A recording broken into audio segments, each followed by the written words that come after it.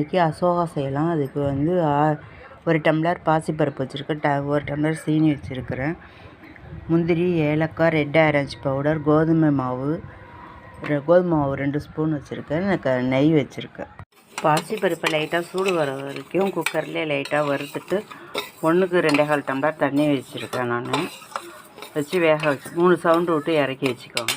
அதில் கொஞ்சோண்டு டால்டா ஊற்றி இப்போ முந்திரி பருப்பை முன்னாடி வறுத்துக்கலாம். முந்திரியை எடுத்துக்கிட்டாச்சு. இப்போ இந்த கோதுமை மாவை வந்து லைட்டாக பொன்னிறமாக வறுத்துக்குங்க.